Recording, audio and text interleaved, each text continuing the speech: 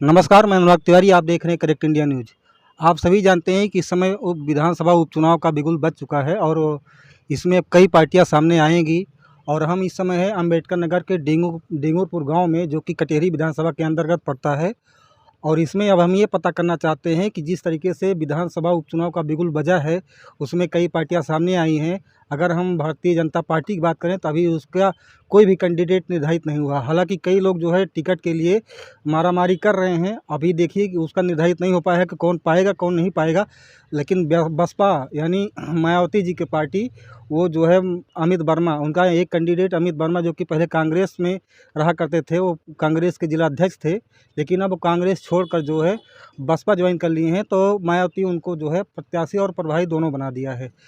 ऐसे में लालजी वर्मा, जो कि अम्बेडकर नगर के एक कद्दावर नेता हैं, और वो कई बार जो है कटेहरी विधानसभा से चुनाव भी जीते हैं, कई बार विधायक रहे हैं, कई बार कैबिनेट मंत्री रहे हैं।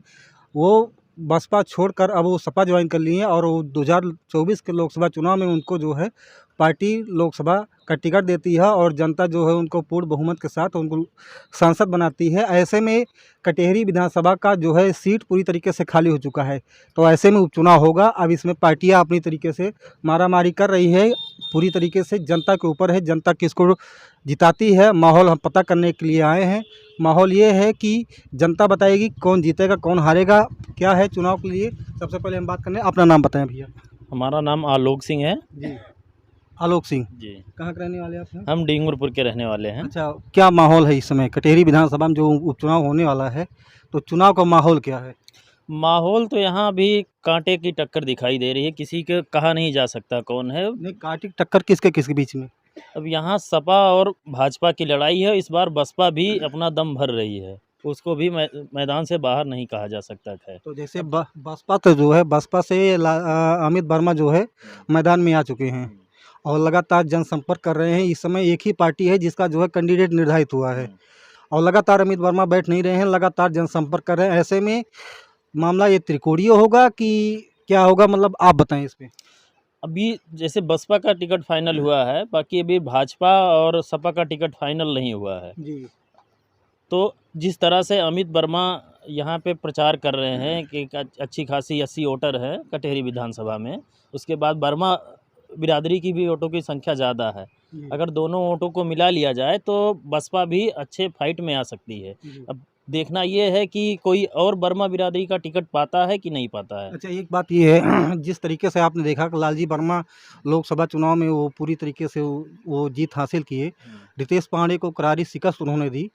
तो अगर ये भी कहा जा रहा है कि अगर लालजी वर्मा जो है अपनी बेटी को या अपना कोई कैंडिडेट उतारते हैं, तो क्या फिर उसमें फिर तब ये जो है सपा और बसपा को छोड़कर फिर क्या भाजपा जीत सकती है, कि फिर या कांटे जो है लड़ाई त्रिकोणीय होगा? लड़ाई त्रिकोणीय ही जाएगा। और इस बार थोड़ा लालजी वर्मा को जितने वोट मिले थे, शायद उनके परिवार का कोई और लड़ेगा तो उनको उतना वोट ना मिल पाए। कारण क्या है? कारण ये है कि जनता परिवारवाद सोचती है थोड़ा, कि एक ही परिवार से कि किसी और को मौका मिलना चाहिए। जनता में जो उठने बैठने पे आवाज़ें आती हैं कि एक ही परिवारवाद का असर पड़ेगा। जी। हाँ, तो नहीं, सुनने में ये आ रहा है कि लालजी वर्मा अपनी बेटी यानी छाया वर्मा को शायद टिकट दिलवा सकते हैं, और अगर वो मैदान में आती हैं तो क्या उस समय भी अमित वर्मा फाइट करेंगे चुनाव में, या भारतीय जनता पार्टी लीड करेगी? नहीं तो इस भारतीय जनता पार्टी लीड कर जाएगी। जी। हाँ, अगर लालजी वर्मा की बेटी को टिकट मिलता है और अमित वर्मा बसपा से हैं, जी। तो इसमें इसका बेनिफिट भाजपा को मिलेगा। अच्छा, हाँ, तो जैसे अब भाजपा से तभी कोई कैंडिडेट निर्धारित नहीं हुआ, हालांकि उसमें अवधेश द्विवेदी और धर्मनाथ निषाद लाइन में लगे हुए हैं। अभी एक कैंडिडेट फाइनल नहीं हुआ भारतीय जनता पार्टी की तरफ से। अच्छा, आपकी नज़र में क्या दोनों कैंडिडेट, अगर हम लालजी वर्मा अगर हम धर्मनाथ निषाद और अवधेश द्विवेदी की बात करें, तो कौन कैंडिडेट सूटेबल होगा इस समय? अब सुटेबल जनता के बीच में जो चर्चा चल रही है कि कोई पिछड़ा चेहरा इस बार भाजपा दे दे, जी। क्योंकि कि सपा का जो पिछला चुनाव हुआ वो अगड़ा पिछड़ा की राजनीति पे चुनाव हुआ, तो लोग चाह रहे हैं कोई पिछड़ा चेहरा आ जाए।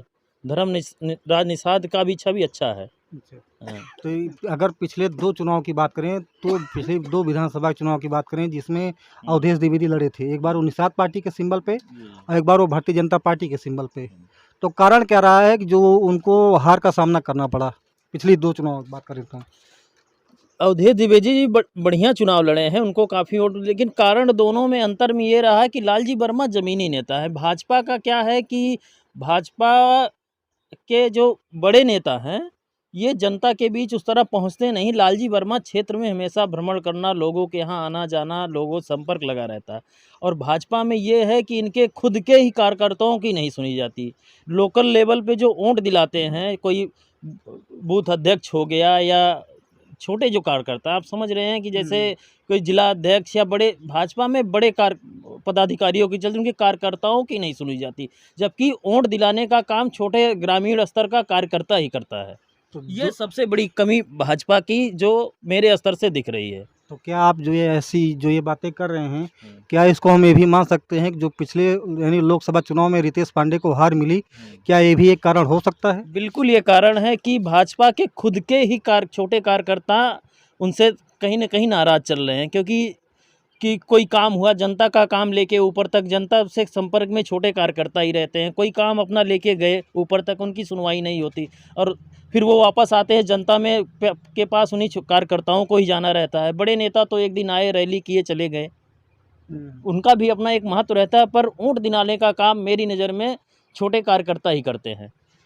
तो देख रहे हैं कहीं न कहीं भाजपा के लोगों से नाराज़गी है कि मतलब इन कार्यकर्ता जो है मेहनत करते हैं, लेकिन नेता जो है लोगों के घरों तक नहीं पहुंच पाते हैं, जनता तक नहीं पहुंच पाते हैं। और कहीं न कहीं जनता जो है यानी कार्यकर्ता भारतीय जनता पार्टी के बड़े नेताओं से कहीं न कहीं नाराज़गी पिछले लोकसभाओं में भी देखी जा रही थी और देखी गई थी, और इस विधानसभा चुनाव में भी देखी जा रही, जैसा कि प्रधान जी बता रहे हैं। अब हम आते हैं, एक चाचा हमारे हैं। चाचा जी, क्या नाम है? राम सुभग चौहान। क्या नाम? राम सुभग चौहान। अच्छा, राम सुभग चौहान। तो क्या माहौल दिख रहा है आपकी बार चुनाव में? जैसा कि विधानसभा चुनाव आ गया है, अमित वर्मा कैंडिडेट यानी बसपा के उतर भी गए हैं मैदान में। अभी सपा और भाजपा दोनों निर्धारित नहीं की है। ऐसे में क्या तिकड़म चल रहा है, क्या माहौल है, ये हम आपसे यही जानना चाहते हैं। अब भैया हम ज़्यादा पढ़े लिखे था ही ना, कुछ खेती किसानी करी थे, तब भी तो अब कुछ। हमारे सब कुल मिलाई के भाजपा के दिए बस। अच्छा, भाजपा। हाँ बस। अच्छा, क्या कारण है कि जब भाजपा आप देंगे कि मतलब अरे कुछ भैया अब किस आधार पे? कौन कुल आधार है भैया, जो कुछ छोट मोट कुछ आवत बा, खेतौनी पतौनी कुल मिलत बा, नहीं बेकार जो कुछ आवत बा। अब यही कुल आधार बा, हमारे सबके खेती बाड़ी कुछ ज़्यादा बा ना। अच्छा, 7-8 बिस्सा कुल खेत बा, 4 परिवार मौके भाई। तो अगर देखा जाए जिसे पिछला 2 विधानसभा चुनाव में भाजपा को यहाँ करारी हार मिली, आखिर जो है ये कारण क्या रहा है? लगातार तो जनता ये कहती है कि नहीं, हमने भाजपा को वोट दिया है, लेकिन फिर भी भाजपा यहाँ से हार जाती, चाहे वो अवधेश द्विवेदी पिछले 2 विधानसभा चुनाव में उनको देखा गया था। तो हार क्यों जाती है? अब भैया का कुल ज़्यादा अब क्या बताए यहाँ का। देख रहे हैं इस तरीके का मामला है। यहाँ पे हम और लोग हैं, इनसे हम बात करना चाहते हैं। आइए हम दिखाते हैं। भैया आप थोड़ा सा इधर आए तो। क्या नाम अपना है? राम जयगिरी। आप सुरती उड़ती ना बनाएं यार, खैनी उनी बाद में खा लीजिएगा। हाँ, क्या नाम? बैठ जाइए ना, बैठिए। हाँ, क्या नाम अपना? राम जागीर। राम उजागिर। हाँ पूरा नाम बताइए। राम जागीर। अरे वर्मा कुछ, वर्मा चौहान कुछ। एससी। अच्छा, 80। क्या माहौल है यहाँ पे? यहाँ माहौल अभी क्या कहा जाए, अभी पार्टी सामने आई नहीं है भाजपा की भी, है ना। नहीं, 80 में ऐसा कहा गया है कि मायावती ने तो अमित वर्मा को अपना कैंडिडेट चुन लिया। अमित वर्मा लगातार चुनाव प्रचार कर रहे हैं, और आप कहीं न कहीं यूपी बिहार में तो ये देखा ही जाता है कि लगातार जो है जात के आधार पर जो है राजनीति होती है। हाँ ये तो सही है। ऐसे में आप अमित वर्मा को देख रहे हैं कि हम सब भाई भाजपा ही हैं। अच्छा, भाजपा ही? हाँ, हमेशा भाजपा को दिए। ये एक बहुत बड़ा फैक्टर है। अगर एक दलित व्यक्ति कह रहा है कि हम भाजपा को देख रहे हैं, तो कहीं न कहीं ये जाति धर्म जो से ऊपर जनता कहीं न कहीं जा ही रही है, चाहे लोकसभा की बात रही हो चाहे विधानसभा।